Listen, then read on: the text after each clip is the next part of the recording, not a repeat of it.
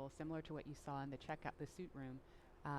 That umbilical is being connected to the suit to provide cooling air to the astronauts while they're on the way to the pad. And those Falcon wing doors are closing. Super sleek. A rapid departure from the Astrovan. Yes, I would say so. And their flight surgeon is in the front seat in the passenger side, taking the journey along with them. As I mentioned last time, we always think about the technology and the rockets, but this is what it's all about. The families coming together, supporting the families, us working together as a team to ensure they get up there safely and back home safely for their families.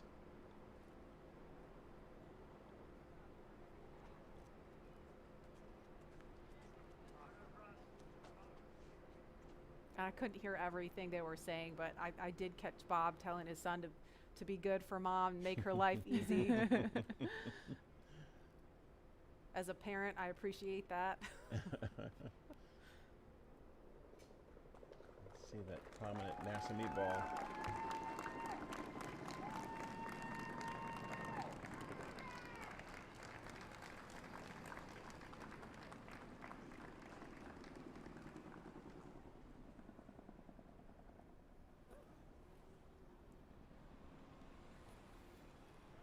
Now, as we watch the convoy begin their journey to Pad 39A, to our SpaceX and NASA family who over the years made this mission a reality and who have worked this launch campaign up to this point, we have you here in our thoughts. And we wish every one of you could be here to see this up close. But we want you to be part of this journey regardless of where you call home and regardless of where you're watching from today. And so for the next few minutes, we are going to follow the convoy, but highlight those whose words and hands and thoughts built all that we see here today. We hope all of you watching can feel the pride each of these NASA and SpaceX team members has for this drive out to the pad. From the Commercial Crew Program. We're so excited about this historical day. Congratulations on being a part of the very first mission for human spaceflight, commercial human spaceflight ever. We're behind you, Bob and Doug.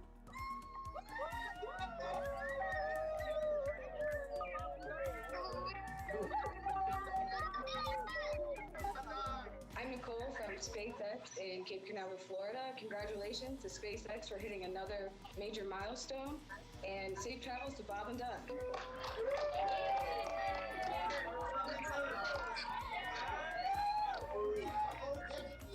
and Doug, as the launch vehicle chief engineer, we've got a lot of our launch vehicle team here to wish you a very wonderful safe ride on a Falcon 9 coming up to Demo-2. We're so excited for you. And launch America. It's time to launch. Let's go. Right.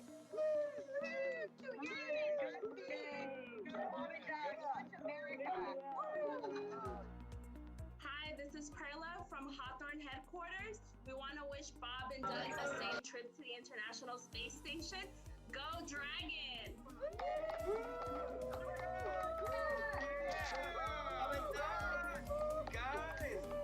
It's been 9 years in the making. This is such a historic time, and our team has worked so hard, and we're very excited to be here. Go Bob and Doug!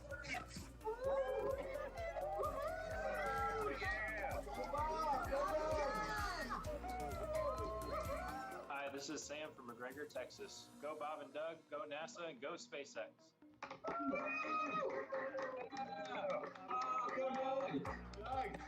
Sean O'Rourke from Johnson Space Center. Bob and Doug, wishing you a great flight, and just wanted to tell you good luck.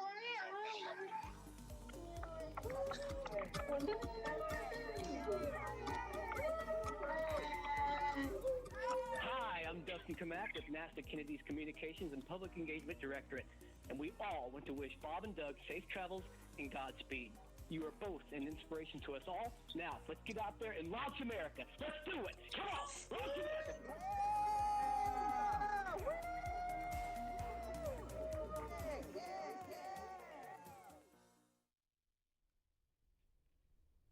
I love seeing that group of people. I mean, we saw all those different groups of folks from NASA and SpaceX, from all different walks of life that have come together to make this happen. And that was just a small fraction of them. Look at that shot. That That's is so cool. Wow. A little thumbs up from, I guess that's from Bob. Yeah, and you know, it took a little bit of creativity to get this shot to happen. We have a chase vehicle that's on the other side of the road, which is of course shut down, so we could get a camera in there and follow them out. So we are really thankful to Kennedy Space Center Protective Forces for helping us make that happen, so we could see Bob and Doug all the way out to the launch pad.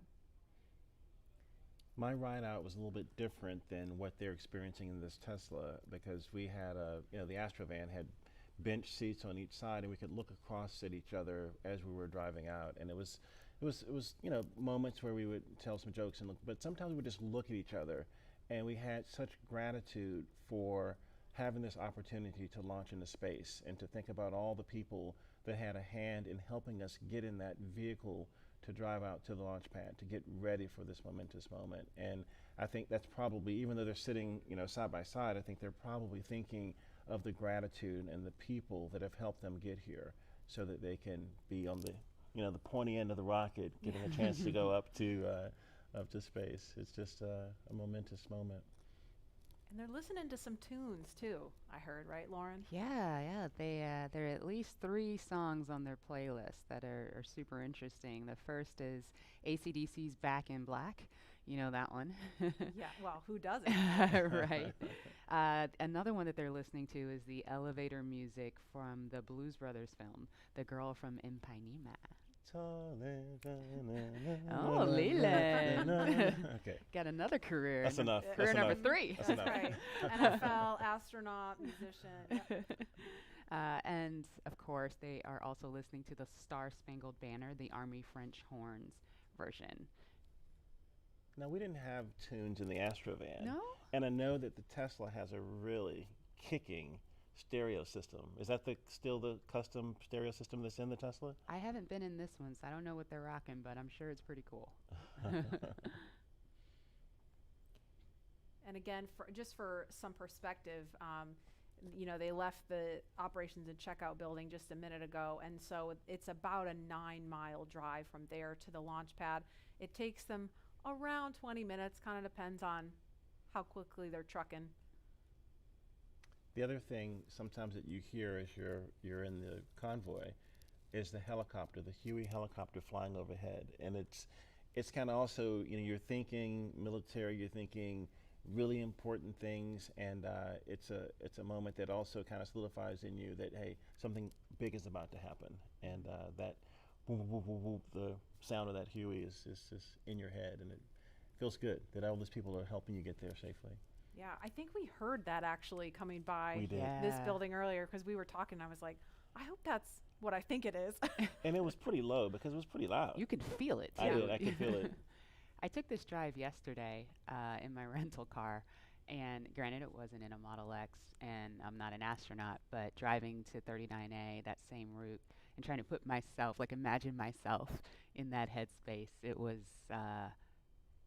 pretty awesome. I got to figure out how to get on Falcon 9. Lauren, we're all astronauts. We're in space. That is true. You just got to get on the rocket. Yeah, well, Leland, there's a big group of people that want you there. I think we should, listen to them. Yeah, I'm all for it. I think we should Maybe we should make that a poll question. Yeah. Or we should all maybe go to space. What do you think? I am on board. I mean, not literally right now, but I would like to be on board. Lauren, would you go with us? Absolutely. Okay, poll question. We have so many people watching online, sending well wishes to Bob and Doug. I mean, it started early this week as we were ramping up for Wednesday, and I feel like it's just been this buildup of momentum because, we were following along Wednesday, and now we're all following along Saturday, and we have people watching from home that hopefully don't have to work today and can really tune into what's going on here. And we, as astronauts, truly appreciate all the support, all the social media feeds, and we think about, our families. We saw Megan and Karen there with their sons, wishing Doug and Bob well wishes and Godspeed as they head off in these Teslas to launch pad 39A that launched the Apollo astronauts. And I think, this is just one of those moments where everyone in this country is coming together to wish them well, to get them to space safely. It's a really great day. And they are just now on Saturn Causeway. They just made that right turn onto Saturn Causeway. So to the right of the screen, that building is the Operations and Support Building 2.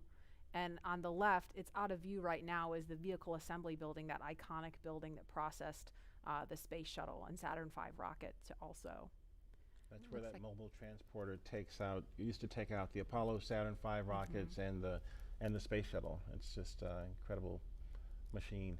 And where they're passing right now, I mean, if we were to run outside, we could wave because we are off to the right of your screen there at the press site where you see a group of media there. So from this point they've still got about 3 miles to go from here. I'll see you guys later. I'll be back in a minute. You're gonna go hop in. And obviously it's not just Bob and Doug's Tesla. There's a number of cars in that convoy. They're being escorted by Kennedy Space Center Protective Forces and also SpaceX security. They have a flight surgeon there with them. And we've seen just a sprinkle of folks along the way. Normally we'd have a whole lot more people out here watching this, but we really appreciate you watching online and from home. Again, wherever you are, at the beach, watching on your phone, your tablet, your whatever mobile device you have, we're gonna be here every step of the journey, taking you through it moment by moment. There's a cool shot with the worm on the roof. There we go. The second place worm, yes. The second place worm. So, Leland, when I drive down this road on the way to 39A, on the left, there's that area where the crawler used to drive. Do you tell us a little bit about the crawler? Yeah, right there you can see the kind of the gravel where the crawler actually crushes that gravel almost into sand. It's so heavy. When the shuttle will go out and the Apollo Saturn V rocket will go out, and it's just, this thing moves at a glacial rate to get out there because it's got this huge rocket or shuttle on it. But I had a chance to see that when my shuttle went out one day with Alan Poindexter, and it's just this enormous, tracks and vehicle, but you guys do it in a different way, don't you? You don't go out of the Vehicle Assembly Building. You have your own building. Yeah, we have a hangar right there on the pad, so we just roll the rocket up the hill. You kind of do it like a Soyuz, where you just raise it up right there from horizontal to vertical, and it's done. Yeah. Horizontal integration, so you don't need an enormous building in order to process the rocket and mate drag into the pad at the very top of the hill. You raise it up vertical with the transporter erector. And you raise it up vertical with the transporter erector. And again, all these efficiencies to help us get people to space faster and safer, and this is going to be the future of space travel. And also the relationship between NASA and SpaceX working together as a team to get people up.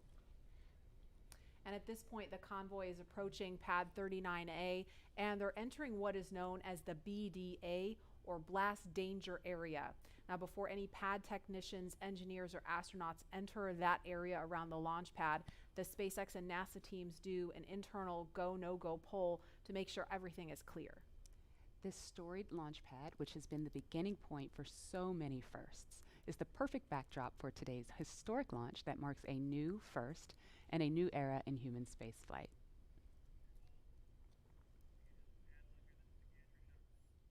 And here's a view from our gantry near the Launch Complex 39A.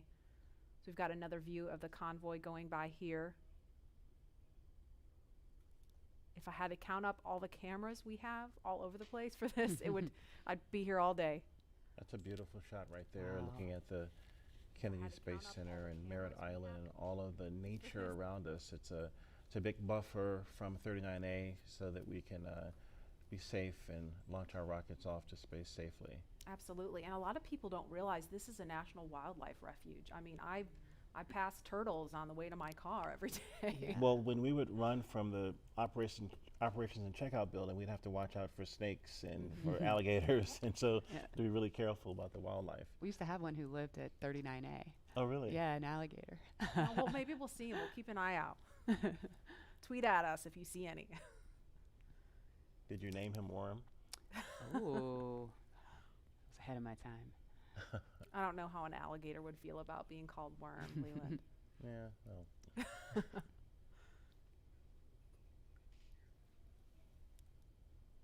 And we've got a ton of you following along on social media. Lynn says, as a fellow Missourian, we're so proud of Bob. Launch America, we will be watching from the Space Coast, cheering loud.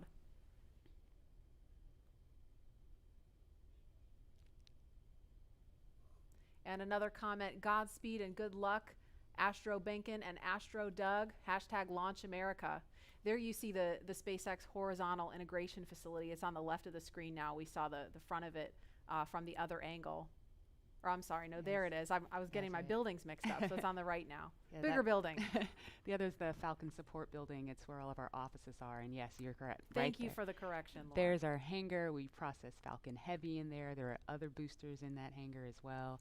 And the rocket and Dragon that is on the pad right now was put together, or rather finally integrated inside of that hangar and then rolled out to that pad to go up vertical.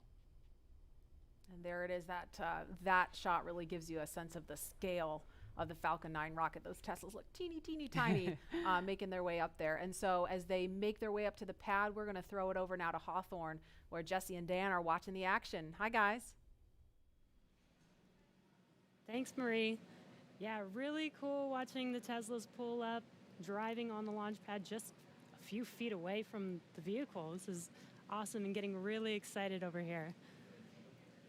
And with us looking at the launch pad right now, we've had to do a number of upgrades, but not only to the launch pad, but SpaceX has also made changes to both Falcon 9 and Dragon to enable flying crew.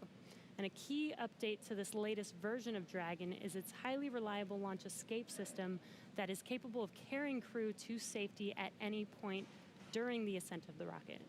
Another pretty key upgrade is the Dragon's new life support system.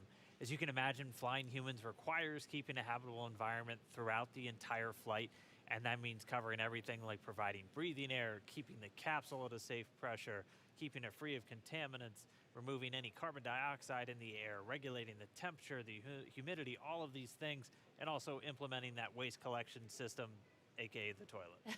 That sounds pretty important. The changes to Falcon 9 were small but extremely meaningful to meet NASA's requirements for safety for human spaceflight. And specifically, SpaceX had to prove a high degree of fault tolerance, meaning that small failures in the system would not lead to mission failure. Falcon 9 was already able to handle engine failure, but new emphasis was put on making sure that a failure throughout any phase of launch would not mean mission failure. And this goes all the way down to latches, control valves, electronics, wiring, and so much more. All right, well, with the astronauts now on location at Pad 39A, we're going to swing it right back. Marie, Lauren, Leland, take us through the crew making their final steps towards the Dragon spacecraft.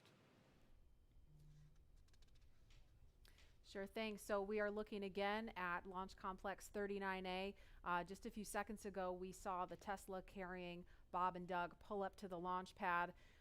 This is the site of so much history, you guys. This is where Apollo and Saturn V rockets that launched to the moon took astronauts from. I mean, this pad has so much history. Leland, you launched from there. What's it like seeing Crew Dragon and Falcon 9 there with the pad?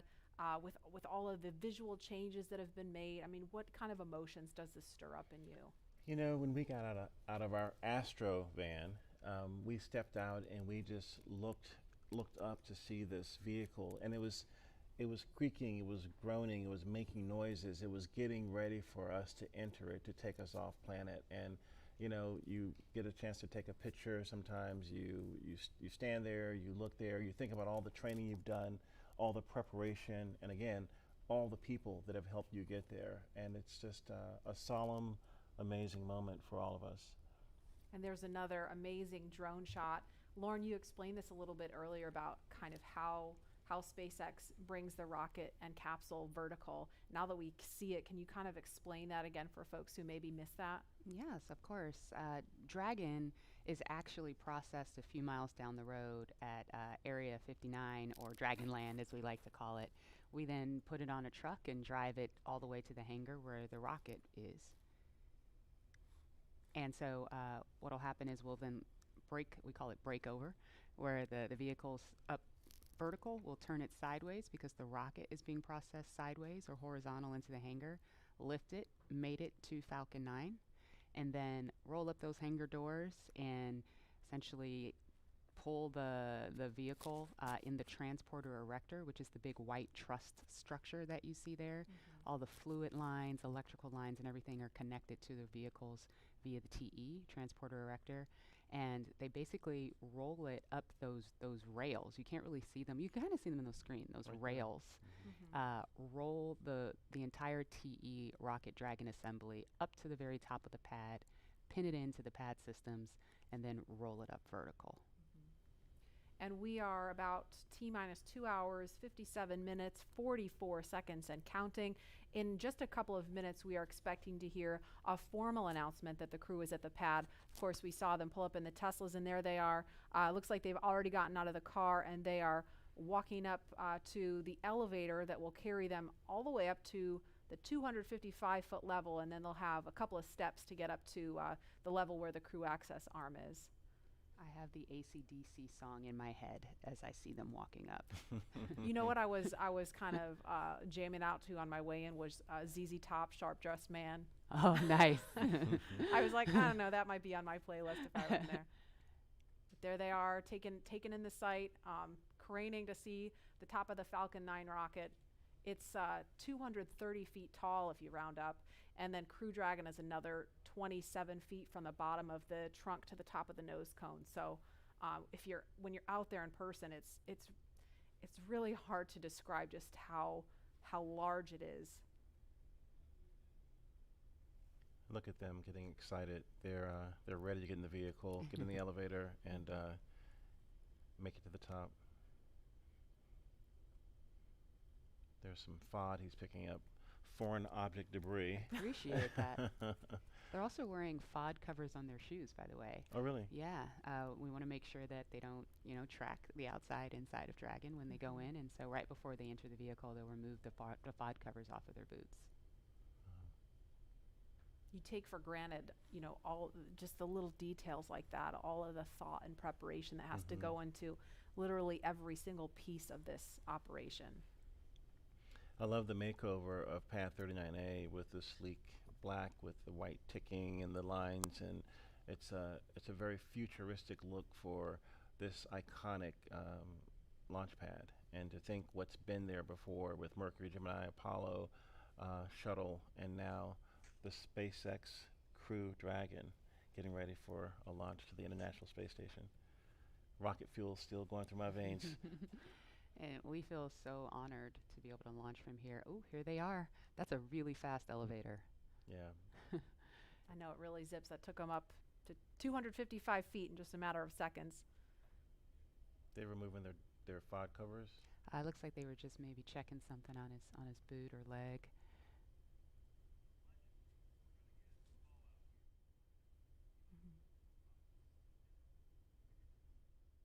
And we should hear a call any moment that the crew has arrived at the pad as they make their way up the stairs, and they're headed to the crew access arm now.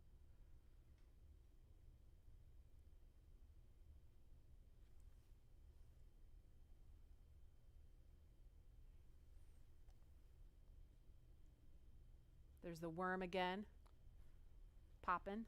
You know it. Meatball. Don't worry, there's a meatball on Crew Dragon. Those white arrows you see there are essentially illuminating the way for anyone who's up there to find their way to the escape baskets in the event of an emergency that would require them to get far away from the rocket and the pad. And it's hard to tell from this angle, but there's actually a phone right here, and I can't tell if it's Bob or Doug that's using the phone right now. But Leland, can you explain the significance of that? It's the same phone that was there during the shuttle days. Yeah, you get a chance to talk to maybe friends or family that you haven't maybe couldn't come to the launch. In this case, it's quite a few people. But just to have that last moment to talk to someone before you get in the vehicle. It's a beautiful view.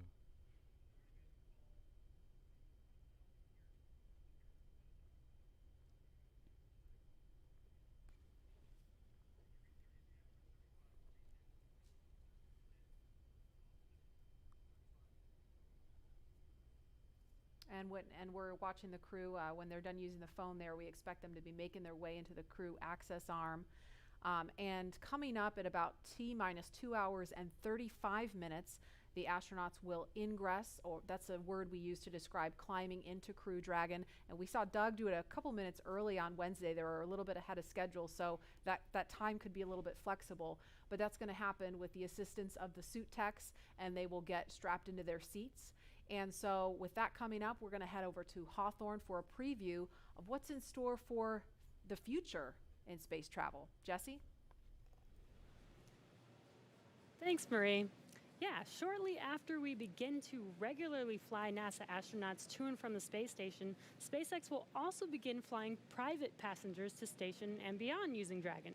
That's right. NASA is enabling up to 2 private astronaut missions to visit the station each year, just as part of our support of the economy in low Earth orbit.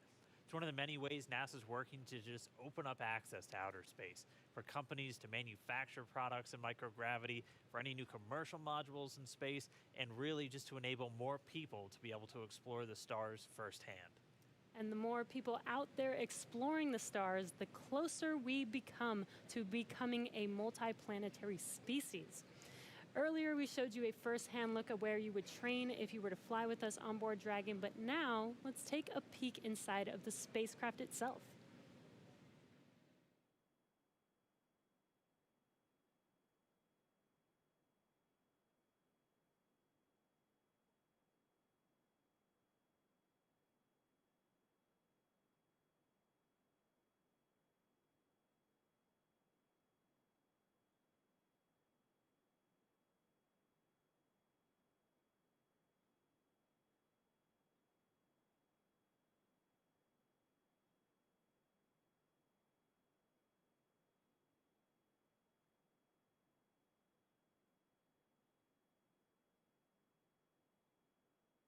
Intuitive to know what we need to do at any given moment in time.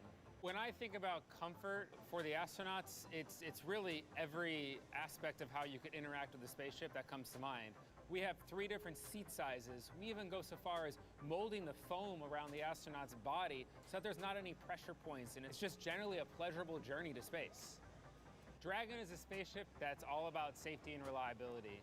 We designed it to be 2-fault tolerant, which means that any 2 things could fail. So I could lose a flight computer and a thruster, and I could still bring the crew back home safely. We also added a launch escape system. If anything goes wrong on ascent, the crew can get away from Falcon and get picked up safely. I've worked on Dragon since 2012. When I see Dragon lift off, I think I'm going to feel a buildup of emotion of 8 years of working with some of the best engineers and technicians across the country that put their heart and mind into making this incredible moment happen for everybody.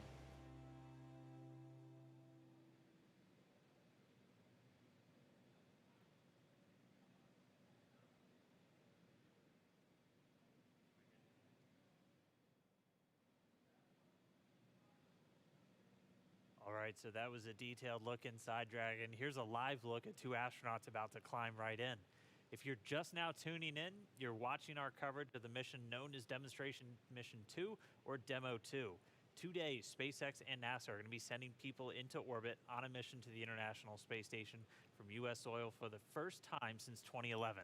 Bob Behnken and Doug Hurley are the NASA astronauts flying today, and you can see them right there on screen. They are just right next to their ride up to space. Yeah, very exciting. So as you can see, they have already arrived at pad 39A, where Falcon 9 will lift off from at 3:22 p.m. Eastern Time today. They have ascended the tall structure already, which is next to the rocket, and it's called the fixed service structure, and also have already walked down the corridor, which is known as the crew arm, which is what they're standing in right now. Right, and as they prepare to board Dragon, they have this one final stop that they're standing in right now, and that's the White Room. The White Room is literally just the room at the end of the crew arm that has an opening into Dragon.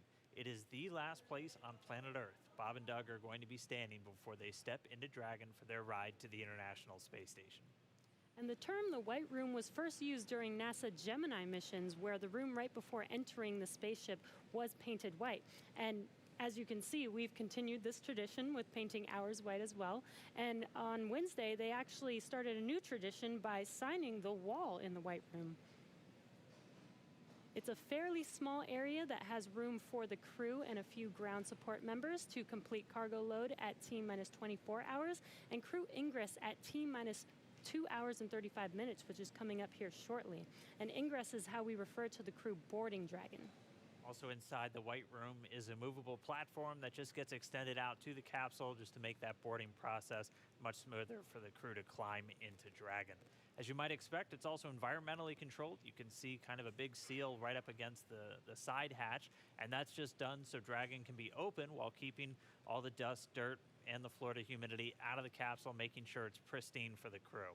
And so that seal's going to stay in place until they begin to retract it, get the arm ready to move out of the way, and by that point the hatch will already be closed. And the White Room also has lots of tools in order to open the side hatch, complete crew ingress, and prepare for any contingencies or emergency that may be encountered. And right now they're just in the White Room. They're getting a final briefing. You can see them with a number of different pad technicians. Everybody on that team has a specific job. Some are suit specialists who are going to help Bob and Doug get connected to their seats. Some are specialists with the Dragon capsule itself and are going to be responsible for closing the hatch.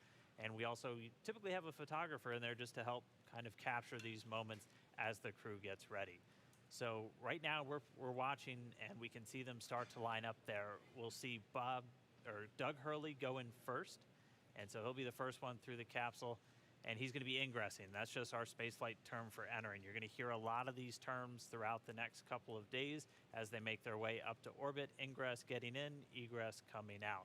And they're also doing that final FOD check, making sure that the crew don't have any foreign object debris, dust, dirt, anything that could interfere with the systems on Dragon just before they get in. Right, as Leland and Lauren were mentioning earlier, they do have stuff on their suits to protect from FOD, and they have FOD covers on their boots, as they mentioned, as well as on their umbilical port on their suits.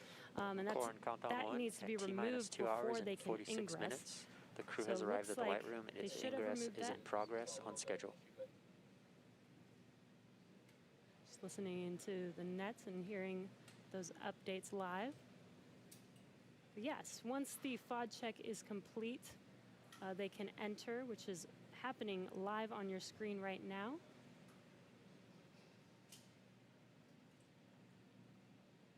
And as they climb into Dragon, they will buckle themselves in and attach their umbilicals to their suits. And as you can see, the suit techs are there to help them get buckled and settled into those seats. And as we mentioned earlier in the broadcast, the suit's primary function is to protect the crew in the event of a cabin depressurization. So the suits help keep them cool, as well as delivers nitrox in case there is a suit depressurization. As we go through this, we saw Doug Hurley go in first. He's the commander for this mission. He's closest to your screen. And then Bob Behnken's just next to him, and they're going to get some assistance from these suit techs as they get in. There are 4 seats inside of Dragon for these missions, and they are numbered 1 through 4 if you're looking from the perspective of the suit techs inside the hatch, going from right to left. So Doug Hurley is in seat 2, that's the commander seat, and Bob Behnken is in seat 3, which for Crew Dragon's the pilot seat. And then obviously we don't have anybody in seats 1 or 4 today. Crew Dragon is designed to carry 4 astronauts, though, on future NASA missions, and we'll see that on Crew 1, which will have 3 NASA astronauts and 1 from our partner agency, JAXA. And then directly above the crew right now, but right in front of them, once their seats get rotated, are the 3 displays that they'll use throughout the flight. And that just gives them insight into all of Dragon's systems. It allows them to take control of the vehicle and manually fly it, which we'll see them do hopefully only twice during 2 manual flight tests. As again, Dragon's autonomous, but they can jump in and take over if they need to. And as Dan mentioned, the displays are above them right now, but those seats will rotate back for launch position so that they can easily access those displays. So coming up next, the crew will do a comm check once they're all settled in. And that's so that they can check to make sure that they can hear mission control, and then after that, their seats will be rotated into position. So let's check in with John Innsbrucker for the latest on the health of both of those vehicles. John, what's the status update today?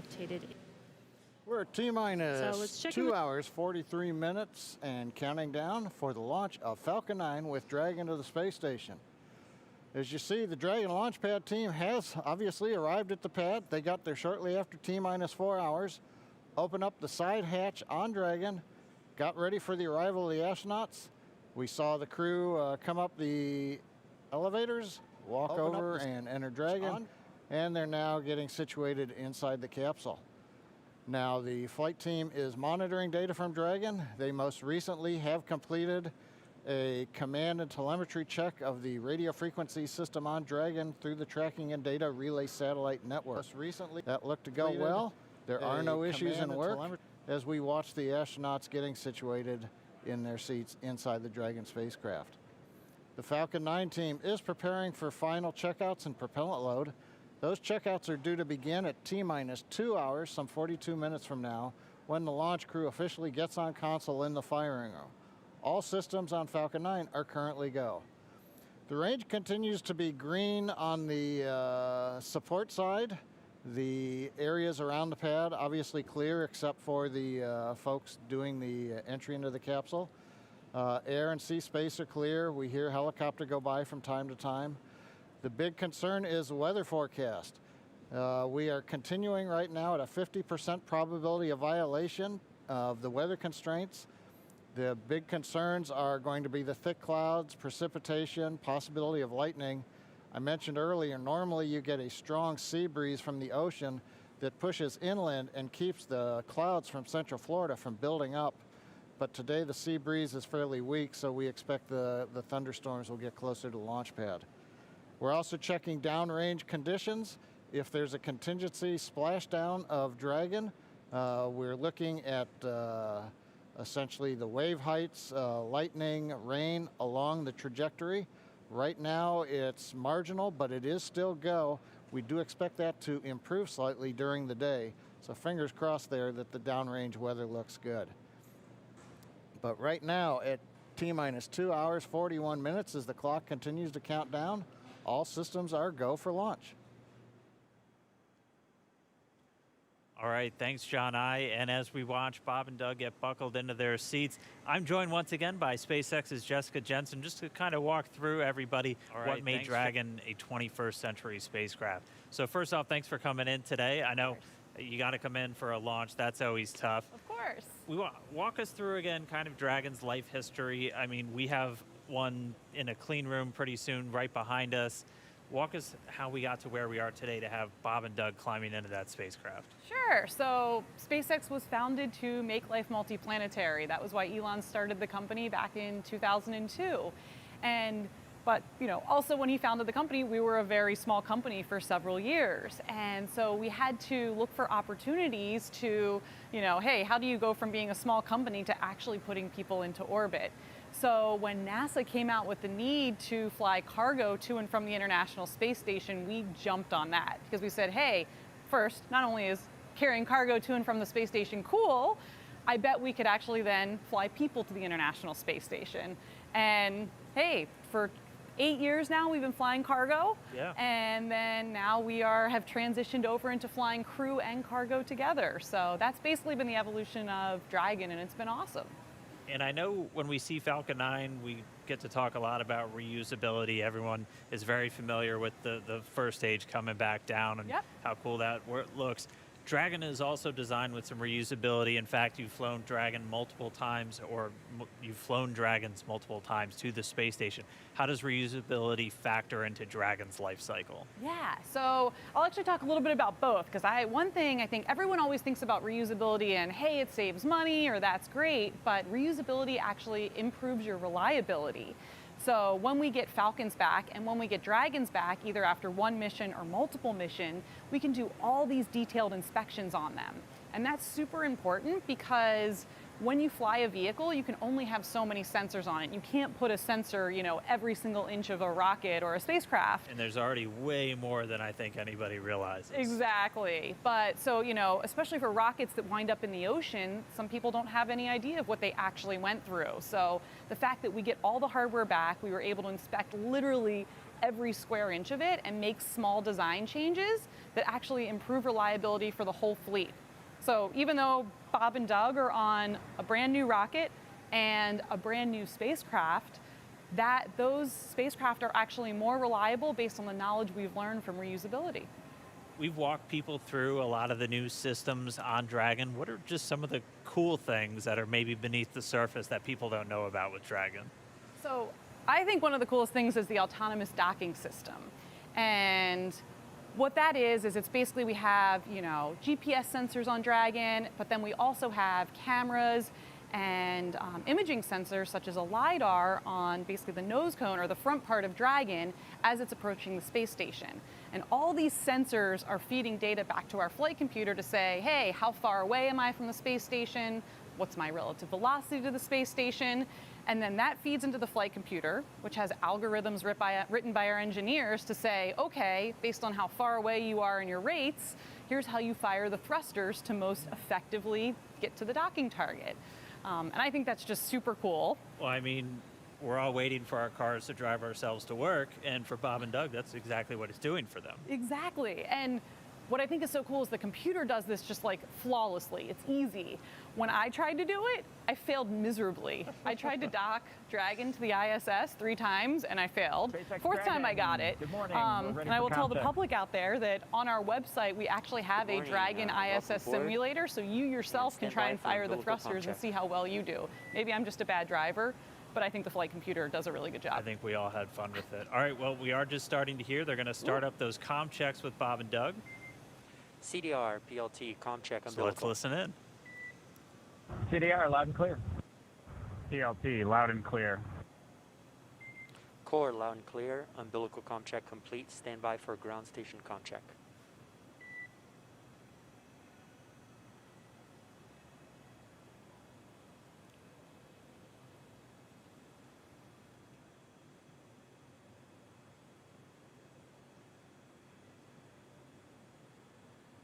And again, we're just listening in. They're doing these comm checks, these communication checks. So Bob and Doug are going to do a series of these checkouts with the teams on the ground, both the Corps here in Hawthorne and the launch director out in Florida. And they're going to be doing this over Dragon to ground.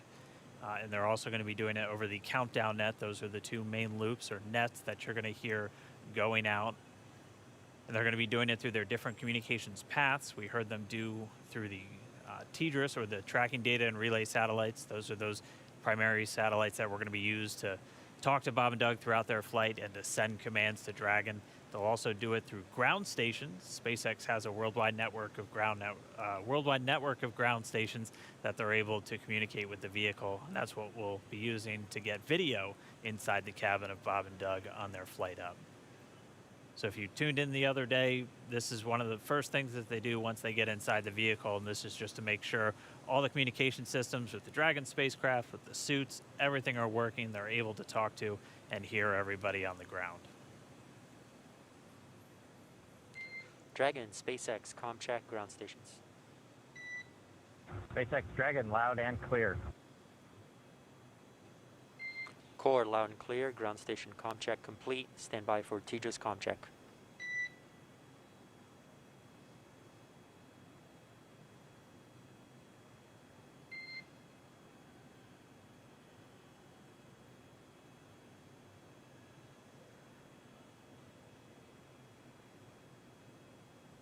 And just a reminder, you're hearing the Corps. That's the Crew Operations Responsible Engineer. That's, if you've followed NASA missions in the past, that's the CAPCOM position. That is pretty much the singular voice that's talking to the astronauts throughout their flight. And that's a position based here in Hawthorne, California.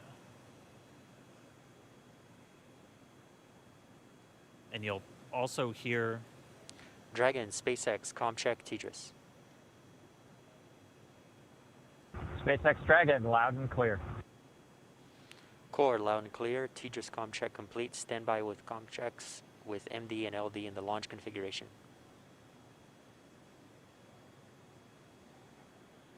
Dragon, MD on countdown 1. Com check.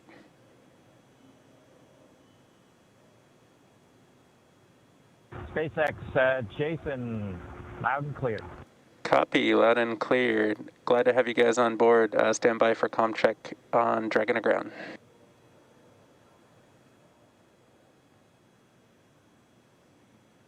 Dragon, MD, Dragon to ground, com check. MD Dragon, loud and clear. MD, loud and clear. Stand by for com checks with LD. Dragon, launch director on countdown 1, com check. Good afternoon, Mike, loud and clear. I have you the same, and good afternoon. Stand by for my com check on Dragon to ground. Dragon, SpaceX, on Dragon to ground, com check. SpaceX Dragon, loud and clear. I have you the same. Back to core. And Dragon SpaceX, this concludes our launch configuration com checks. Report when ready for seat rotation per section 2 of 4.100. Dragon will put that in work. Copy. All right, so all those communications checks were done successfully, and you could even see, and it's so cool when we get these views right inside the cabin. SpaceX Dragon in 2.2, we are ready for seat rotation. Copy. We will report when initiating. But you could see Doug Hurley using his right hand. He has the talk button built into the seat itself. So just, again, showing you all of the different systems, how the suit is integrated into the seat, and it's all just one big circle for this whole spacecraft. So really cool to see those comm checks live. Jessica, thank you so much for walking us through some of the really cool updates, the upgrades. Did you have any other cool stuff besides? Let's see. So I don't know if you guys can see, but we have the Dragon clean room here. And one of the coolest things is it is right on the main floor of our main building. So thousands of employees walk by here all the time and get to see Dragon in its final processing before it goes to the Cape. On Wednesday, the Crew 1 capsule was in here. It looked almost done. It looks a little empty right now, but that's because that capsule went off into our separate test facility for its final propulsion checks. So we do leak checks and things there, and we do that in a separate facility just because it's high pressure testing. And then the vehicle will come back here, get its final thermal protection system put on, and then it will ship off to Cape Canaveral and get ready to launch 4 astronauts to the International Space Station. I mean, what's it like to see it? Because when you see the first initial pressure vessel, it looks nothing like the final thing. So what's it like to just kind of watch it go through, and you just see little bits get added on, and then the next thing you know, it's a whole spacecraft? Yeah, I mean, that's what's so amazing. I'm so impressed. You know, when you look at a machine, you're like, how does this ever get built? How do people ever do this? And it really is just step by step, one piece at a time. Each piece has its critical function, and you get to watch that being built right in front of your eyes every day when you come to work. Dragon SpaceX, we an are ready engineer, whatever and you do initiating here. seat rotation. Dragon copies. And we just heard the seat rotation's about to begin. So Jessica, thank you so much. Cool facts about Dragon for everyone to listen in on, and we can see the seats start to rotate now. Pretty soon Bob and Doug will be in their launch configuration, and they'll be ready to go.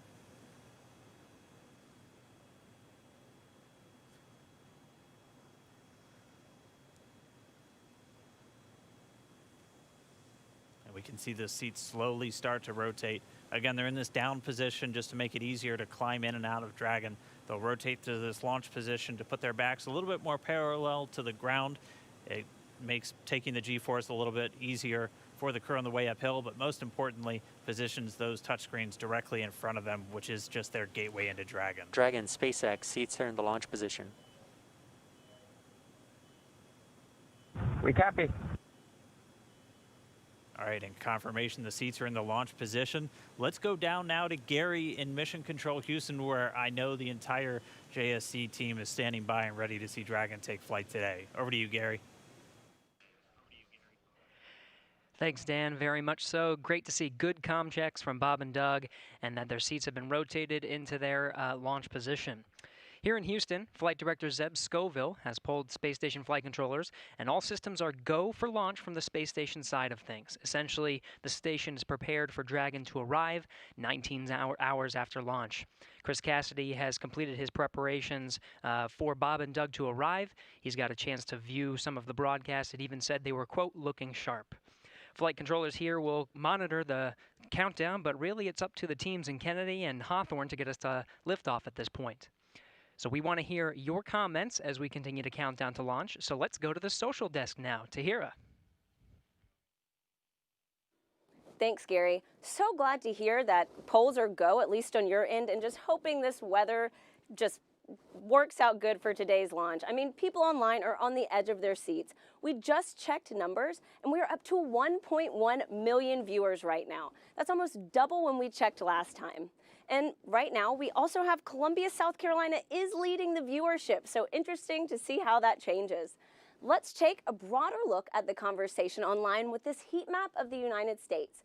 Now, this shows Launch America mentions by state over the past week, and we have California leading right now with the most mentions, and I'm very surprised. I really thought the Space Coast would take it home, but let's see how this changes over the course of the broadcast. And with that, let's see what y'all are posting online right now. Guys, I mean, check out these outfits. Absolutely love it. Love to just see how people are making things creative for this launch and really making it their own, putting their personal touch on it. Let's take a look at another. Oh, we are back to the Launch America heat mentions, so let's see how that changes over the course of this broadcast. But really fun to see those photos online. Oh, we have another space pet, guys. These do not get old, so please use hashtag Launch America on social media.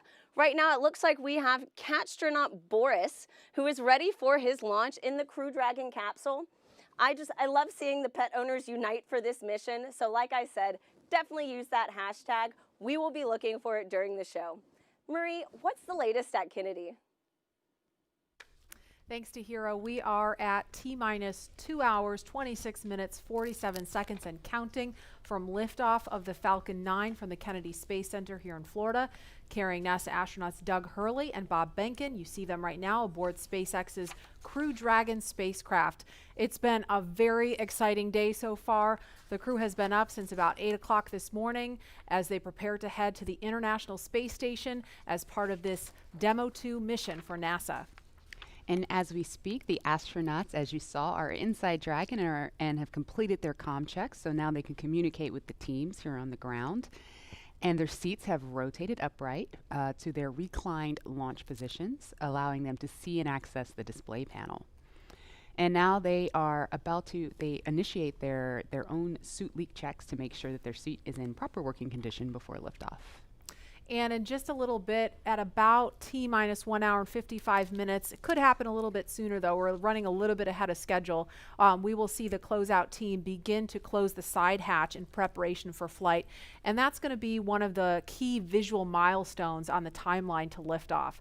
Now, we want to take you to a couple of special guests we have joining us. They are with Daryl Nail at the OSB-2 viewing location, NASA Administrator Jim Bridenstine, and also Kennedy Space Center Director Bob Cabana is there with Daryl. Hi, Daryl. Hi, Marie. That's right. We're in the fifth floor of the Operations and Support Building here at the Kennedy Space Center with a nice view of Launch Complex 39. And the two men that you mentioned are here to join me to answer a few questions. We're excited to have them both here. And they are, of course, Bob Cabana, the Director of the Kennedy Space Center, and Jim Bridenstine, Administrator for NASA. Gentlemen, thanks again for making the time to be here. Of course, the big story right now, Jim, is the weather. So let's talk a little bit about that. We can see there's some clouds building. That was forecast. You took part in a weather briefing this morning. What do you know about the weather and the decision that was made to say, hey, let's give this another shot today?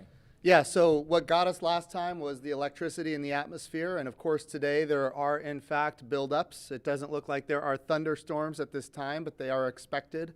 The question is, when do those thunderstorms go away, and when those thunderstorms materialize, where are they located?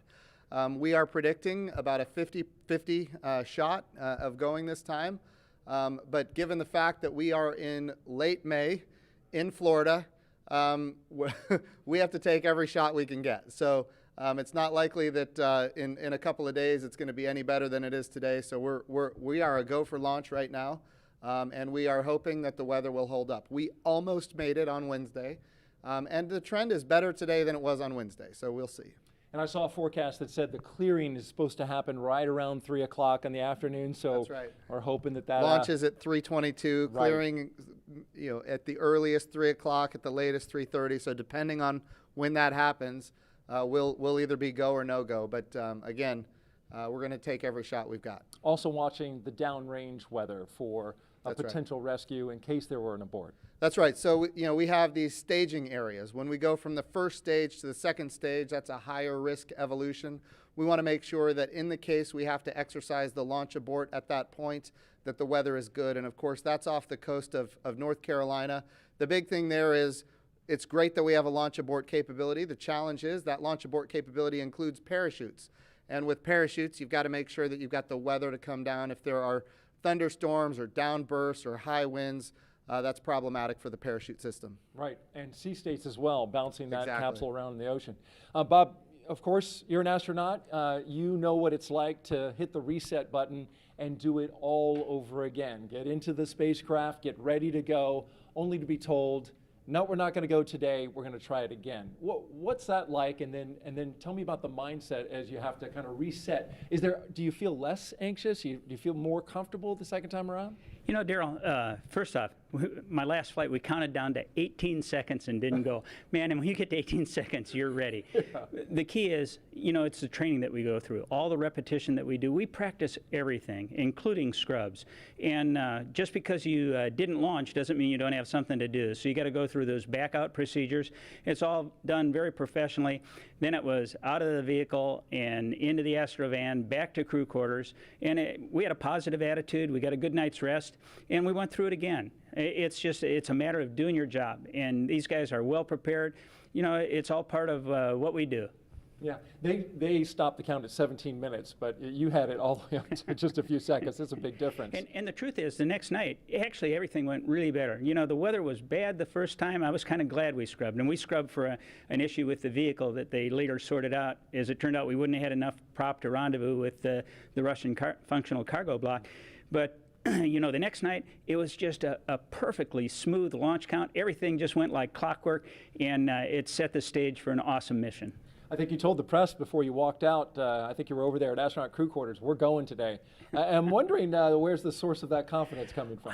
I just got a feeling, you got to have a positive attitude. I watched a lot of weather down here supporting shuttle missions, and I'm hoping that those clouds over the I-95 corridor, that the Indian River keeps them west of us, and that stuff that's building offshore is far enough off that we can stay in an open window here at the Cape. Good. Well, we got your positive vibe going, and we appreciate that. Jim, when you were down in the astronaut crew quarters and when they were suiting up, you got a second chance to visit with the astronauts. Kind of tell us about that, and what was their demeanor, what was their mood today? So again, they seem loose. They were loose last time, they're loose this time. They're definitely ready to go. They're excited. They've been wanting to go for a long time now.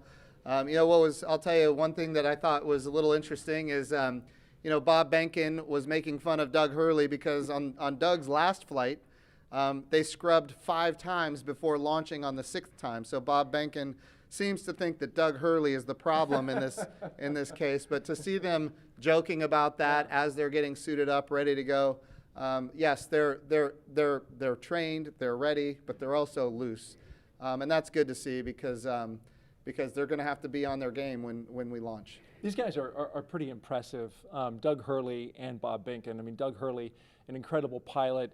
Bob Behnken, he's got a PhD in mechanical engineering. And he's a flight test engineer himself in the Air Force. Yeah. Well, in your assessment, why are these guys the right stuff?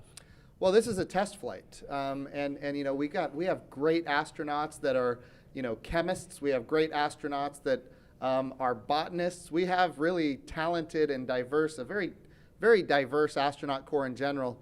But this is a test flight, and for a test flight, what do you want? You want test pilots. You want people that, for a living, they have made a living flying new things that have never been flown before. And Bob Behnken and Doug Hurley are the two people that you would want in a test flight, and that's exactly what this is. Bob, you're a pilot too. You want to weigh in on Doug Hurley? He seems like he's got the right mentality what and can smooth I say? customer. He's a naval aviator, a marine pilot, a test pilot. I'm all in. He's a great guy. Yeah, yeah. And tell me a little bit about in terms of the Kennedy Space Center, right? So you've been here since 2007, right? 2008. 2008. Sorry, off by 1 year. 2011, the Atlantis came to a wheel stop. Yeah, I grew up here. My dad worked for NASA. My uncle was a contractor. When that wheel stop happened, the next day, my uncle got the layoff notice, right? And it 30, 60 days. It was depressing. We're talking about thousands of people laid off. Super depressing. Atlantis landed on a Thursday. On Friday, 2,000 contractors got pink slips and walked out the door. Yet they worked on that vehicle. That was the best vehicle we ever flew, the cleanest. That's the dedication of the workforce here. Right. So, and take me back to that time. You called it a depressing time. The fact that the shuttle program was something that the government completely had ownership of and paid for. Now we're moving into this commercial crew, which you've overseen making that transition. And tell me about that 9 years in which we made that move. Well, obviously, everybody was really attached to the shuttle. I mean, it was our history for 30 years and did an awesome job. The Hubble Space Telescope, all the satellites it deployed, building the International Space Station. But when I first got here, I told everybody the shuttle program's going to end. We have to start preparing for our future, and nobody wanted that to hear that. But how many times in your life do you get to define what you want your future to be? And we set out on this bold goal of trying to turn KSC into a multi-user spaceport, supporting both government and commercial operations. And I've got a very persistent team. They worked extremely hard, and through a number of agreements, we were able to make it happen. And this is the future. Commercial spaceflight, the administrator says it all the time. We want to establish a commercial environment in low Earth orbit so that we can focus on the hard job of exploring beyond our home planet, to establish that presence in our solar system beyond planet Earth, establish a sustained presence on the moon, get to Mars, establish a presence there. We can't do that if we're locked here in low Earth orbit. And commercial crew with both SpaceX and Boeing, that's the beginning of a whole new era of spaceflight. All right, very good. Quick question. We've got, of course, a special guest coming back today. The President of the United States plans on being here. Jim, you took him around the first time around. How did that go? I think I saw a picture on Twitter. He signed some space hardware. That's right. So he took a look at the Orion crew capsule. Of course, the Orion for Artemis 1 is ready to go. And he signed, a piece of hardware that will fly on the crew capsule for Artemis 2. So that's kind of, and not just him, but the First Lady and the Vice President and the Second Lady, they all signed it. So their names are going to fly around the moon on Artemis 2, which is exciting. But I just want to give Colonel Cabana a compliment here, because he did bring this spaceport through a very difficult time. And now it is a multi-use spaceport, and we do have commercial, and we have, in fact, even international launches here, and now we're going to have commercial crew launches. Bob has done a wonderful job transforming this spaceport. That's why we're doing commercial crew. NASA wants to be one customer of many customers. We want to have numerous providers that are competing on cost, innovation, safety, driving down costs, increasing access. But even better today, when I took this job just a few short years ago, our budget at NASA was around $19 billion. The budget request that President Trump gave us for next year is $25 billion. We are in a great position because the president is committed to space exploration. Of course, he's committed to the Space Force. We haven't had this much support for space since John F. Kennedy, and we've got bipartisan support. Everybody wants to see the Artemis program be successful. Everybody wants to see not just the next man, but the first woman on the moon, and that's what we're building here. Yeah, it's key to it all is that bipartisan support, and of course, what the work that Bob's been doing here. You can see the commercial activity all around this place. We're going to get to some questions on social media real quick that our audience wants to find out. So the first question is from James on Twitter, and he asks, what is the hardest part of going to space? And we're going to have to give that question to Bob. Well, Daryl, nothing's hard if you prepare for it. And what we are afraid of is stuff we don't have knowledge about. And that's what we do when we learn how to be astronauts. We train, okay? You spend a long time as an astronaut candidate learning. You spend a long time preparing for a mission. For an International Space Station mission, training around the world on all the different modules and everything, it's like 2.5 years of training before you get on orbit for that time to actually do your work. So I'd have to say the hardest part is the preparation for it. But you are so prepared when you go. You just have total confidence. You know that you are very well trained for what you're going to do. You have an outstanding team on the ground supporting you. And that is so important to have that ground support as you climb into that vehicle. You know that they've done their very best to ensure your safety and a successful mission. But after that, it's a piece of cake, except no simulator on Earth can prepare you for what those guys are going to feel. It's better than a cat shot off an aircraft carrier. I believe it. Maybe one day I'll get to try. The commercialization effort means we want everybody to be able to fly into space. That's the goal. It's a great point about preparation, because that's not the highly visible part. The launch is, and so it's good to know that all that preparation leads to that confidence. By the way, just an update operationally, they're getting ready to close the hatch door. You can see on your screen there, the workers there are getting ready to get that closed, and working on that right there with Doug Hurley and Bob Behnken on the inside of Crew Dragon. Our next question is from Mathis on Twitter, and he asks, what kind of operations will the astronauts do between the liftoff and docking with the International Space Station? I know you pay a lot of attention, Jim, to the operations, especially of this mission. You bet. What do you know about that? So there's a number of things. The first thing that they have to do is, of course, we've got a number of burns to get in phase with the International Space Station. We've got some boost burns as well. We're talking about, operating the rocket engine to get in alignment with the space station. But I'll tell you, the biggest thing that we need the astronauts to do once they get on orbit and before they dock is rest. We need them to eat, we need them to rest, we need them to be prepared for that docking. Once they are in the range of the International Space Station, they're going to start maneuvering the spacecraft themselves. Not automatic, but they're going to do it themselves. They are in fact test pilots, and as test pilots they will test fly this vehicle to make sure that it operates as advertised. And of course then they will dock with the International Space Station. And a unique capability here is it's automatic rendezvous and automatic docking. And so we're going to be able to see that for the first time as well. That's going to be exciting to see. Thank you for sharing that with us. Jim Bridenstine, Administrator of NASA, Bob Cabana, Director of the Kennedy Space Center, thank you both for joining us. And we're going to send it back to Marie in the studio. All right, thanks a lot, Daryl and Mr. Bridenstine and Mr. Cabana for joining us. You can see some clouds starting to gather over Launch Complex 39A. We're keeping a close eye on weather. Again, 50% chance of launching today. We just got to see what the weather's going to do. A little bit ago, we heard the crew complete their comm checks live on the air. We saw their seats rotate. That helps get them into a little bit more comfortable position for the G-forces during launch. And more importantly, it helps them be in a better position to interact with the screens in front of them. They completed their suit leak checks.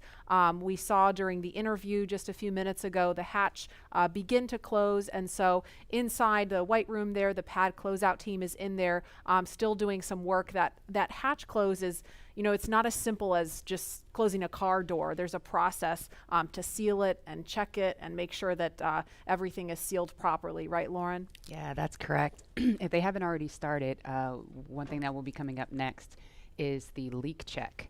What they'll do is they'll attach a piece of ground support equipment. They don't have it in their hands right now, so it looks like it hasn't started yet. There it is. You can see it there. The closeout member number 5, it's already attached to the side hatch mechanism. And what they'll do is they're essentially checking for the leak rate. And they'll hold pressure there for a few minutes and then track that change in pressure over time to make sure that it's within bounds, making sure that you don't have any issues with those O-rings there that are holding that pressure. And so once they complete that leak check, they will then do what is the called the installation of, or the final installation of the SPEP, or side pressure equalization plug. That's basically a plug that once the capsule splashes down, what you'll do is actually remove that, and what it does is equalizes pressure across the hatch. So once that thing is plugged in, you know that everything is super tight and that you shouldn't have any leaks on orbit. One of the other things that I think is pretty cool about Dragon, you can kind of see them on the edges there are some of the windows. And I know that Dragon started out as it was Cargo Dragon. You have your cargo version, and before you moved on to the Crew Dragon version, but you even had windows on the cargo version. Can you explain kind of why that was? Yeah, the very first Cargo Dragon that we ever launched had a window over the hatch, over the side hatch, and the reason we did that is we've always envisioned Dragon to ultimately be a crewed vehicle. So even in the beginning, for the very first vehicle we ever made, which didn't even really carry much cargo, we put that window there, and it to us symbolizes what Dragon's purpose has been all along. You know, taking those steps, starting off with the CRS program and resupplying the space station with experiments and food and crew provisions for the astronauts on board, to now putting putting NASA's astronauts in our own vehicle. It's that natural progression to what we were aiming for the whole time. Mm-hmm. And Leland, what's your take on the touchscreen technology? We saw a little bit about that. Obviously, this is a very different kind of look than what we saw during the space shuttle. You know, it's the future. I mean, we had our LCD displays, and we had lots of buttons to press, and valves and switches. And I think this new technology will allow us to get through procedures much more much faster, because we had paper flight data file that we're having to turn to different pages and get to things. And I think this will make it much more efficient to go through your malfunctions and your procedures with the touch screens. And I think having the gloves, being able to touch the screens and work within the gloves, everything's kind of sleek and efficient. There's not a lot of wires and things hanging off, and their knee boards, you can see their knee boards on their left knees, and so that's for some extra little notes and things. The hatch is closed now. There's some commentary. We are ready for the post-ingress briefing when you are ready to copy. And we just heard confirmation on the loops that the hatch is closed, so that is a little bit ahead of schedule. We are motivated to go today. We're ready. Go ahead. Okay, on the weather, we still have some rain showers moving through the area, but we do have a reasonable opportunity today, so we are proceeding into the count. We are going to take a look at both pad and ascent track weather at T-minus 1 hour and 30 minutes, and the next decision point will be prior to prop load.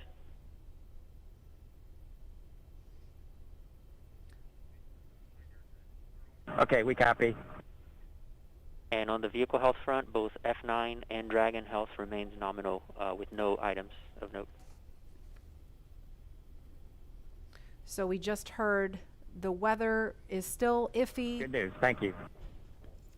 The weather is still iffy. This concludes the post-ingress brief. Report when ready for comm checks with Falcon 9 operators.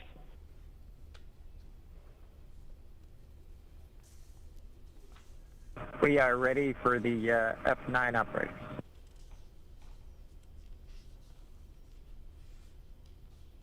Copy. Expect that shortly.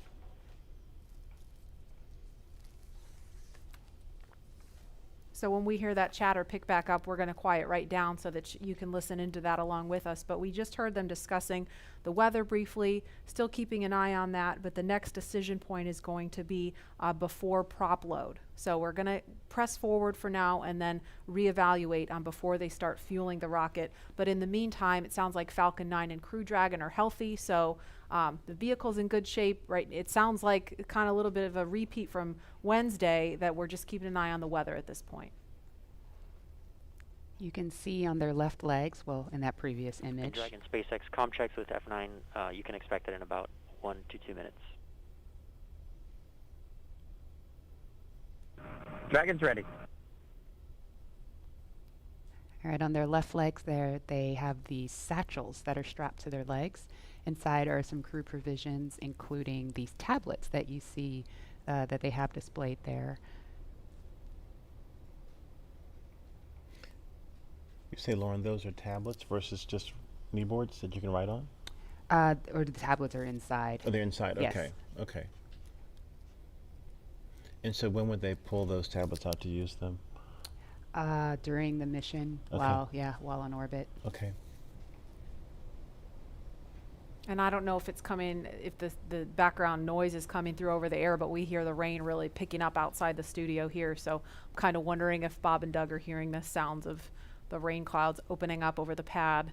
Looks like it's still kind of patchy out there, but again, we were following some thunderstorms that look like they may be making their way over here. It kind of looks like it's raining from that view. It's a little bit hard to tell through the haze.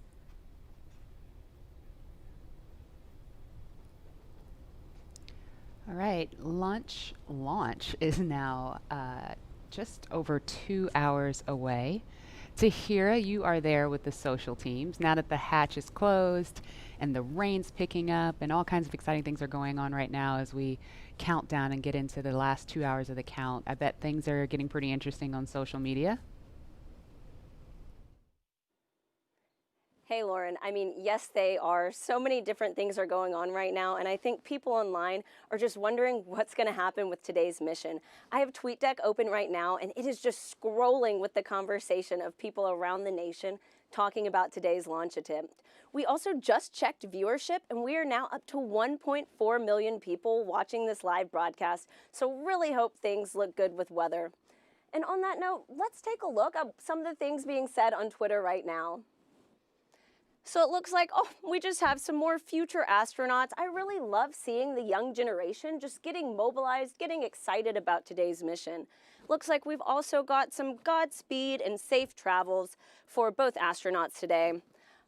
Really do wish them the best of luck on the second attempt. Hope it happens.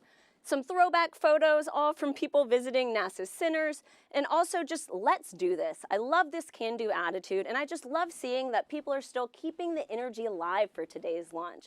So there were obviously some disappointing reactions to Wednesday's scrub, but let's take a look at how people are getting excited for today's attempt. Let's roll.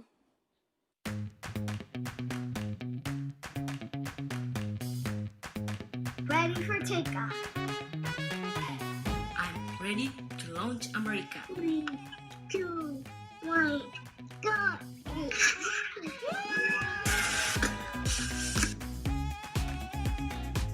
Ready for liftoff? Okay. To infinity and beyond!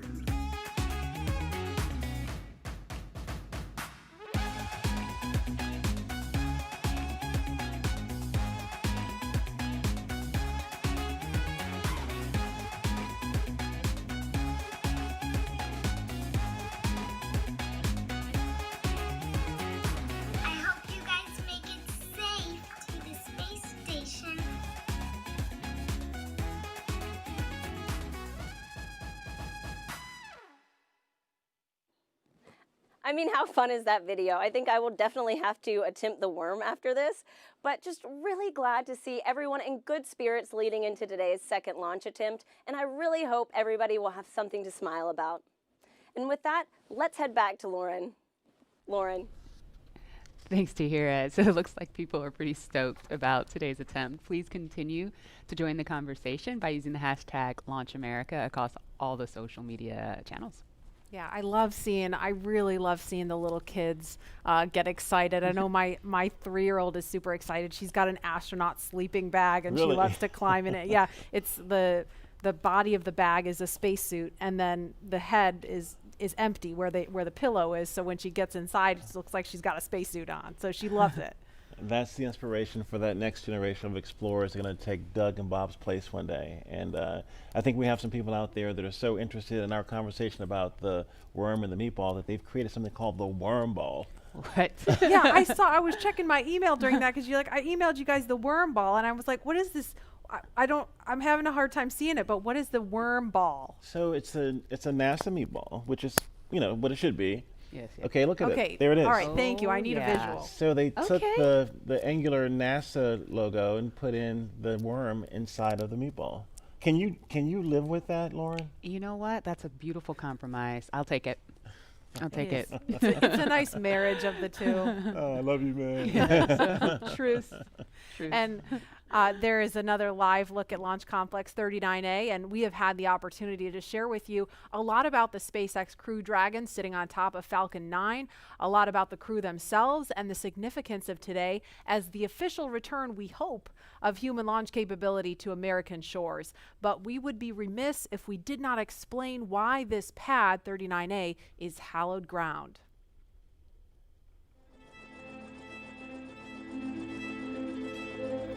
We're go, same tide, we're go.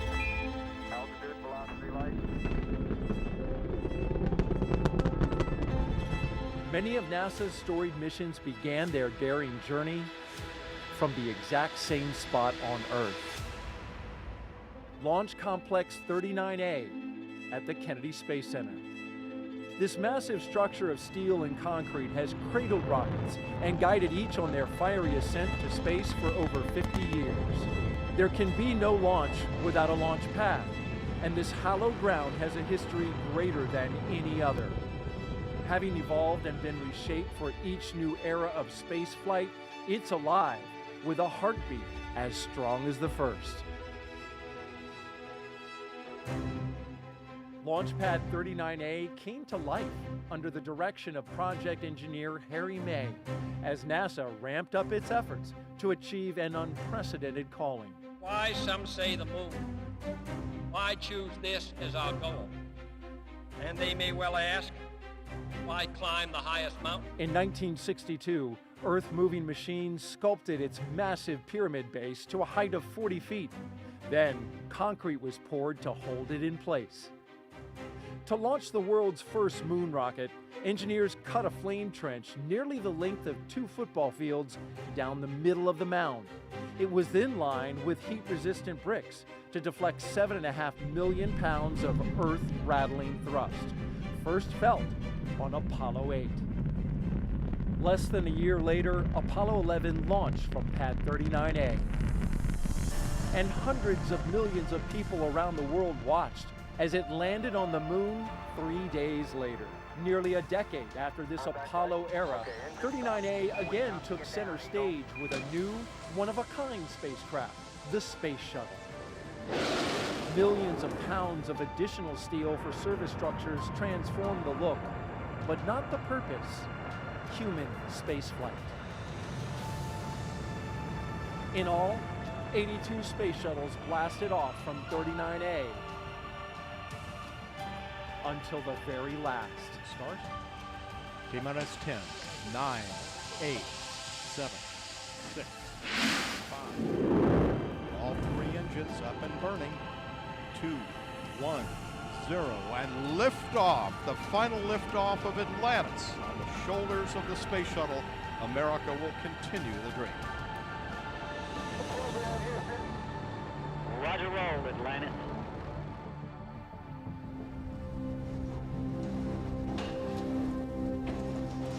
With the fleet retired, demolition crews removed the shuttle-era hardware to clear the way for NASA's monumental decision to lease this historic launch site to the private company SpaceX. Today, its sleek and modern design supports a family of rockets that has advanced the commercial age of American spaceflight. Now, 50 years after it first sent humans to the moon, this historic spaceport stands ready for the next wave of human exploration.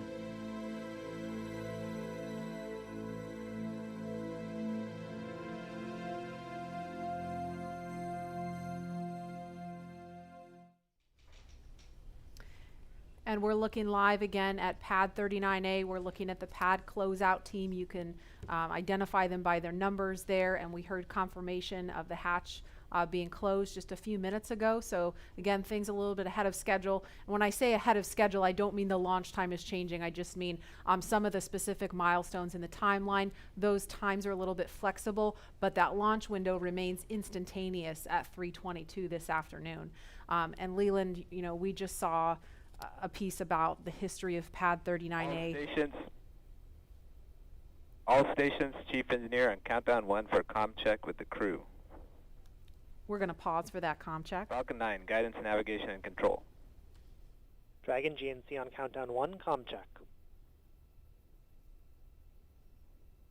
GNC Dragon, we have you loud and clear. GNC loud and clear. Stand by for comm check by the propulsion engineer. Dragon prop on countdown 1, comm check. Prop Dragon, loud and clear. Prop loud and clear. Stand by for comm check with the avionics engineer. Dragon, avionics on countdown 1, comm check. Avionics Dragon, loud and clear.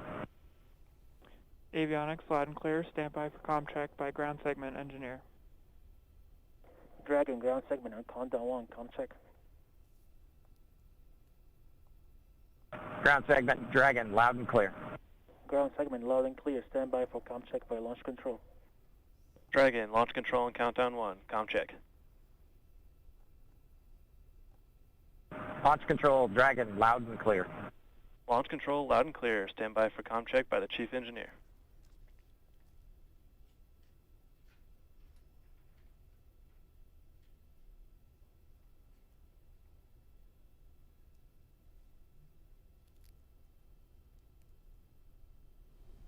Dragon, chief engineer on countdown 1, comm check. Chief engineer Dragon, we've got you loud and clear, Bala. Chief engineer, loud and clear. This completes the Falcon 9 responsible engineer comm check.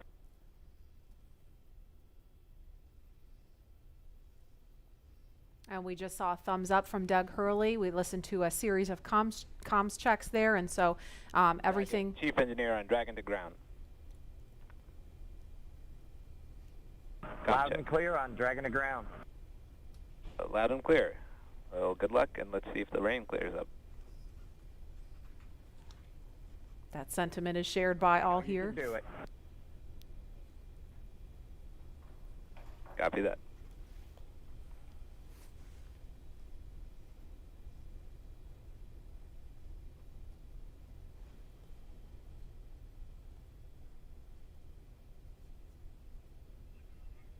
So Bob and Doug, along with the launch teams and all of the rest of America, hoping the rain clears up here.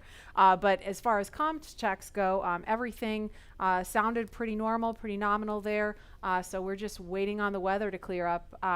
But again, there's a live look at Launch Complex 39A, the site of 82 space shuttle missions where they began. And of course, Apollo, the first mission to the moon, Apollo 11 lifted off from 39A. And Leland, you were just 5 years old when that happened.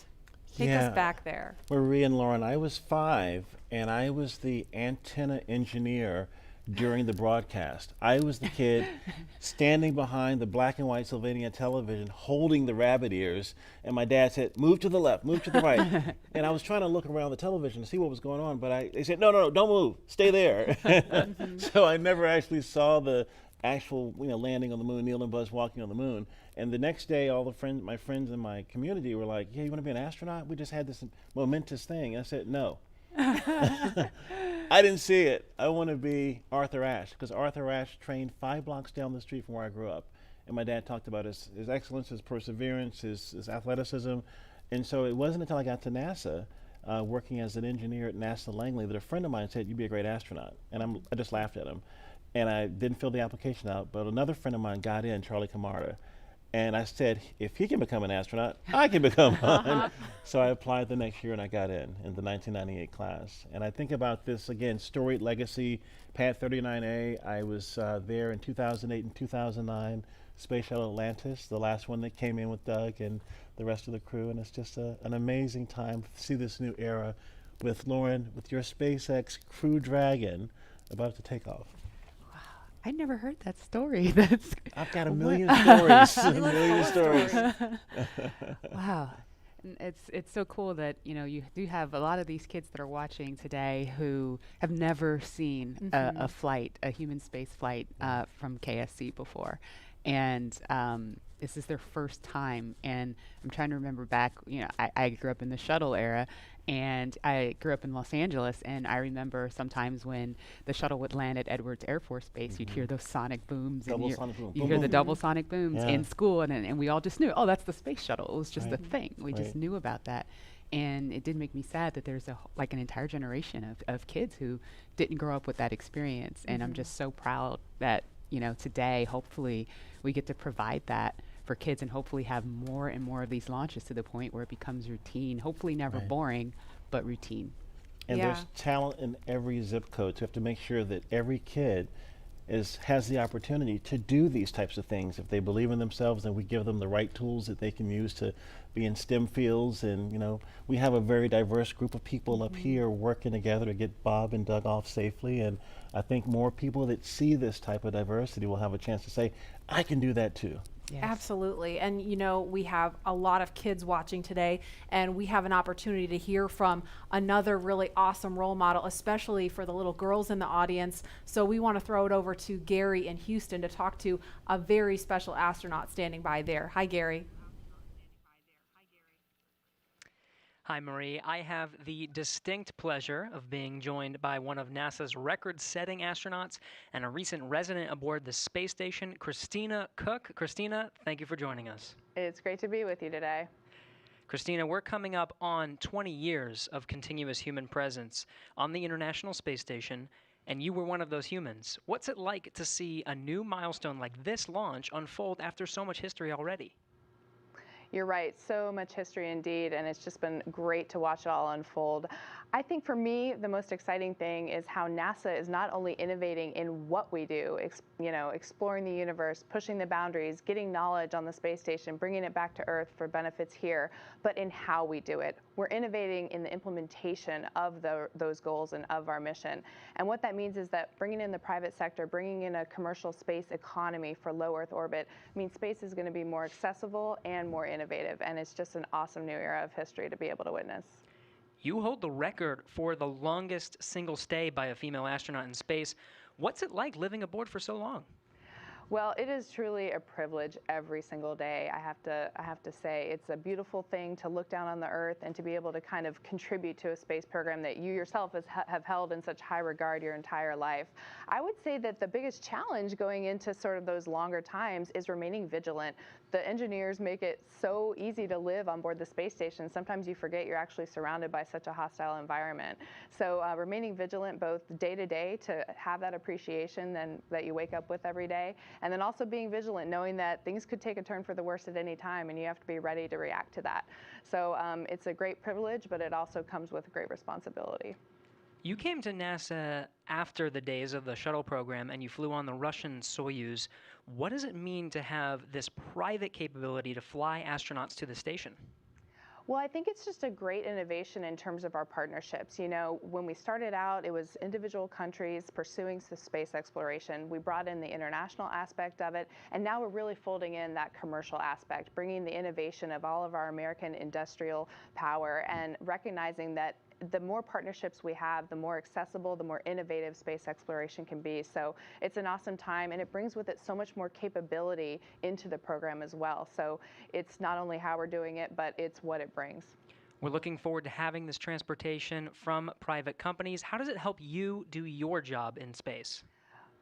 I think one concept that we have in NASA for safety and to mitigate risk is called dissimilar redundancy. And here now we're bringing up a whole second way of getting crew to the International Space Station and getting cargo, last-minute cargo. So we're increasing how much science we can do on board the space station by twofold. We're increasing how we can, our options for getting items up, stowage items, supplies, provisions, science experiments. So we're really just banking on the extra redundancy to make the program that much more robust. We're watching Bob and Doug go through the final phases of preparing for this launch. What's going through your mind so close to liftoff? Oh, it is such a great day indeed. It's interesting because I think it's not so much what is going through your mind, but what's not going through your mind. You're not thinking about all the things could go wrong. You're thinking about enabling success by doing what you've been trained to do. One of the sayings we have is that on launch day, astronauts are sometimes the most calm people in the room. And I found that to be true on my launch day too. I think it's kind of this career culmination of everything you've learned, everything you've dreamed of, and you know that it's coming together in that day and that you're going to finally do what you're prepared to do, execute the mission, and it just really brings a sense of calm and readiness. NASA astronaut Christina Cook, always an honor to hear from you. Thank you. Great to be with you. But once Bob and Doug arrive at the station, NASA astronaut Chris Cassidy will be ready to welcome them on board. So in anticipation of their launch, he had this message for them. Hello, everyone. I'm astronaut Chris Cassidy, commander of Expedition 63 on board the International Space Station, flying 250 miles above the Earth. Like you, I'm excited about today's launch and the possibilities it will bring to America and to the world. But also, I'm very excited that two close friends will be arriving and joining the crew. I had the privilege of flying with Doug Hurley on both of our first shuttle missions back in 2009. Together, we came to the International Space Station and helped construct the amazing facility that it is today. Although this will be my first mission with Bob, it was my honor to follow him as the chief of the office when he left back in 2015 to begin training for this amazing mission. Personally, I've been very fortunate to fly in two different spacecraft. Launching from America on the shuttle, and most recently launching from Kazakhstan in the Soyuz. But I can't tell you how exciting it is to know that we're once again launching Americans from the coast of Florida. And finally, here's a story I'd like to share with you. Back in 1981, John Young and Bob Crippen launched on Space Shuttle Columbia, the very first space shuttle flight, marking the last time we flew Americans on a brand new vehicle. 434, Mike, Q-48. Roger. With them, they flew an American flag, representing America's technical prowess. Roger roll, Atlantis. 30 years later, that same flag was flown to the International Space Station. This flag remains here today, waiting for Bob and Doug.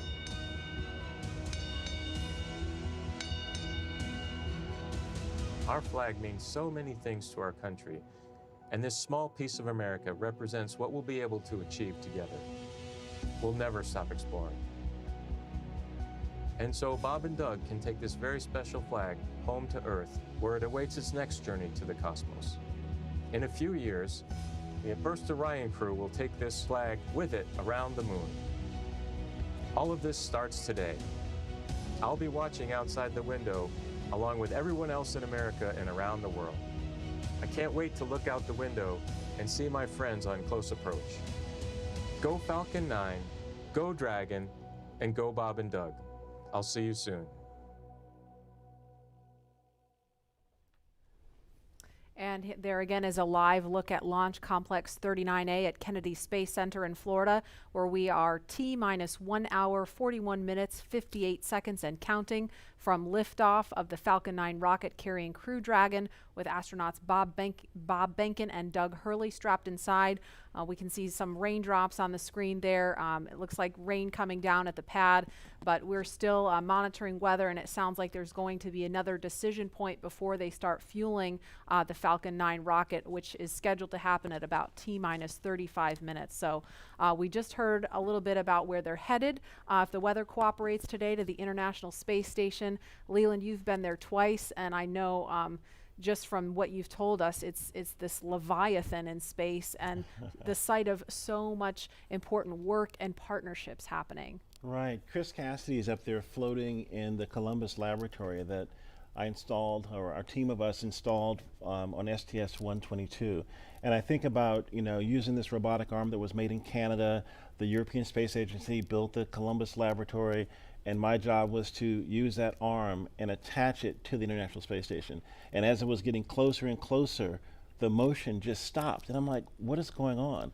And there are 4 ready-to-latch indicators that have a very slight spring force that I was moving so slowly with the hand controller, the translational hand controller, that spring force stalled out the motion. And Peggy Whitton was behind me, and she said, Leland, there's some commentary. Weather update, I think. Go ahead, Zach. Hey, Doug. We're still waiting for a weather update expected at 18 Zulu. Therefore, the next assessment will be closer to the propellant load time. We are currently no-go on launch weather, but we are showing an expected clear of 1830 Zulu. Okay, copy all. Thanks for the update.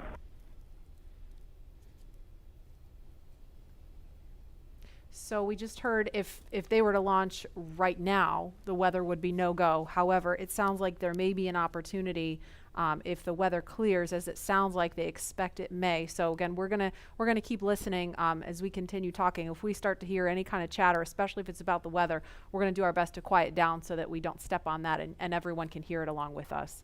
But Leland, you were just talking about the work on station, and Peggy Whitson was getting ready to tell you something. Well, so the Columbus laboratory is stalled out. It's about to be attached, and there were 10,000 people waiting. Their job security depended on me installing this thing properly. Right. And Peggy said, Leland, push just a little bit harder on the hand controller, and all 4 ready-to-latch indicators went green. And I was like, yes! And that was our primary mission objective. But that paled in comparison to what happened next. Peggy invited us over to dinner in the Russian segment, and we had this meal with people from all over the world, Russian, German, French, African American, Asian American. This diversity that we talked about earlier, were up there breaking bread at 17,500 miles per hour while listening to Sade's Smooth Operator. What? It blew my mind. It was Smooth Operator, right? You What know? an appropriate song for I the know. job too, right? Wow, does she know? She knows Oh, now. yeah. And Dan Tani actually changed the song from Smooth Operator to Arm Operator. So you see Arm Operator. I love it. Love it. And Leland, you actually, we were in another taped segment when you got a text from Drew Foystel. Can you share that with us? Yeah, Drew Foystel, his good friend, just sent me a text saying that the families say hello to all who are watching and thank the nation and the world for their support and interest. And Chris Ferguson just actually sent me a text. He was the commander on STS-135 and one of my classmates from the 1998 class, and he says, way to go, Godspeed on Crew Dragon. That's awesome. It's great to hear those words of support. Thank you guys for watching, and everybody following along at home. I mean, the COVID-19 situation has been just a tough time for people stuck inside, homeschooling their kids, still trying to do their jobs, and so it's really cool to be able to watch this happening. And we see the pad closeout team. It looks like they are getting ready, or they've left the white room and they've already come down the crew access arm, so they are getting ready to leave the pad now. And we are going to go now to the Operations and Support Building 2, where Daryl Nail is standing by with NASA's Chief of Staff to talk to us a little bit about some of NASA's ambitions beyond the International Space Station and its work with the Commercial Crew Program. Daryl? Yeah, that's right. We're here in the mission briefing room at the top of Operations and Support Building here, where there's a lot of important people that are gathering to watch the launch here. And one of those people, it's not me, by the way, one of those people that is important is Gabe Sherman, NASA's Chief of Staff. We appreciate you being here. Hey, thanks for having me, Daryl. You got kind of the insight of what's coming down the pike here at NASA. So of course today is Commercial Crew, and we're focused on that and seeding the commercial market. But what's off in the horizon for NASA? Well, I'll just tell you, it's an incredibly exciting time to be at NASA, and you know this. I mean, you're here every day. But whenever you think about what we're doing with Commercial Crew, you know, in the horizon in July, we're launching Mars Perseverance, which is just going to be an incredible thing for us. You look at the end of this year, you know, SLS, the largest rocket in the world, is going through testing right now, going through green run testing, and we're hoping maybe by the end of the year we could even get it right out here to the Cape, which would be just an incredible achievement for our team. So there is no shortage of things to be excited about at NASA right now. And it feels like everything is really starting to happen here recently with everything that you just mentioned. And if we get that first Artemis launch, that could be right around the corner as well. Oh man, you know, we're looking at I think late 2021 is what we're looking for. And so you think about SLS potentially moving from the green run to the Cape. You've got Orion finishing up its last little bit of testing. It moved from Plumbrook earlier this year, our station up there in Ohio, down to KSC. So we're looking at checking it out throughout next year, and hopefully we'll have the first integrated flight of SLS and Orion at the end of 2021. And I'm telling you, that is going to be a moment. That will be exciting. Yeah. And there will be a thunderous boom right here at the Yes. Kennedy Space Center. So with Mars as the end goal, how does all of this get to that end point? You bet. No, and I think that's what's so important about the Artemis program, right? Our long-term vision is to get to Mars, but you know, when you think about Artemis, everything that we're doing at the moon is helping us learn, prove out capabilities and technologies, work through the right mission durations, understand how we utilize the resources of the moon potentially to go further onto Mars. So the technology, the science, the exploration, architecture that we're putting together, each and every piece of it is helping us learn a little bit more, prove out a little bit more so we can take that next giant leap to Mars. And so everything that we're doing at the moon helps prepare us to move on to Mars. How about the activity in low Earth orbit, like Commercial Crew, which is happening today? How does that help us for missions to the moon? Yeah, I think anytime you're launching humans, you're learning, right? And you're taking what you've learned and you're moving it forward to the next mission. But I think it's really about the business case. If you think about what Commercial Crew is, it's NASA moving from owning and operating hardware to buying a service, right? And if you remember just a few weeks ago, man, we awarded 3 contracts on the human landing system to commercial companies. And so we're hoping that we move to a day where we're actually buying a service to get our astronauts back and forth to the moon. So actually enabling the commercial market to go from low Earth orbit all the way out to lunar orbit. And so Commercial Crew is a great proving ground for that, helps us prove out that business case, build those partnerships, and then we get a feed forward to the moon. So it means a lot. This means a lot as we move out. And it's really exciting when you talk about the Commercial Crew, the commercial aspect going to the moon. Right. And those partners. They're going to be studying those landers to see if they are viable for NASA? Yeah, working through a tremendous process with the commercial providers and NASA engineers going through initial designs right now, looking at the capabilities that they've proposed, and then trying to make decisions on which landing system goes early in 2024, which landing systems are better prepared for sustainability out in the later 20s. And so that is going to be an ongoing process throughout this year and moving into next. So it's going to be really exciting to kind of see what comes out as, hey, this is the lander that's going to take the first woman and the next man to the moon in 2024. Right, so different than the time of Apollo when we went to the moon, and that program ultimately came to an end. The idea here, though, is to try to create some sustainability. Talk about that. Right, and sustainability, you can get to sustainability if you have reusability, right? And that's what we're seeing with Commercial Crew for sure. But whenever you think about our human landing system, you're looking at a system that we put out there at the moon once we get to sustainability, and it's going back and forth, taking multiple trips to the lunar surface, back up to Gateway, which you're familiar with, is kind of our smaller space station we're going to put in orbit around the moon. So we are building an architecture that is going to enable reusability at the moon. Apollo never had that. And so whenever you think about driving down cost and increasing access, reusability, sustainability are critical.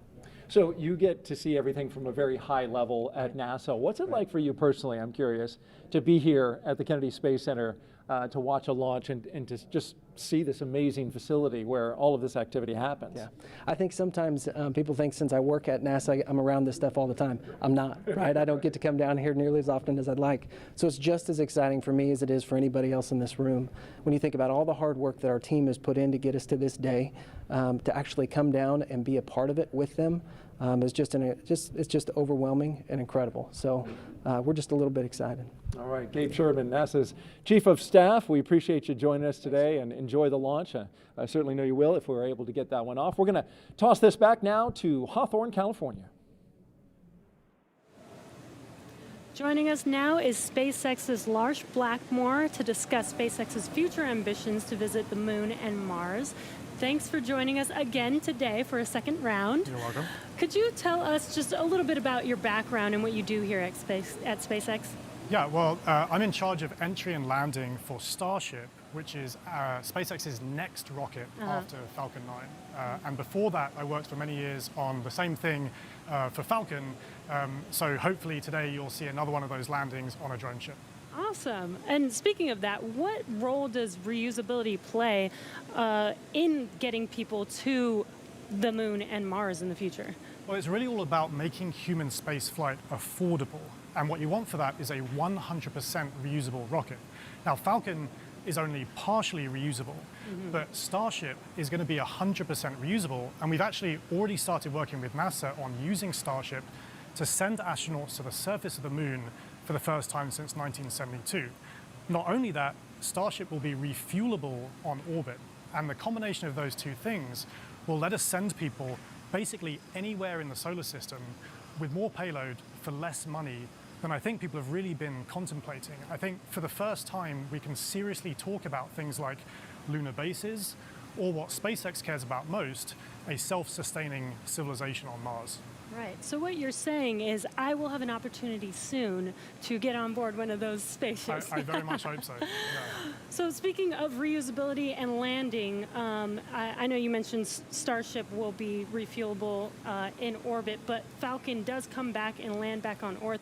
What are the challenges with actually landing on the moon and landing on a planet like Mars?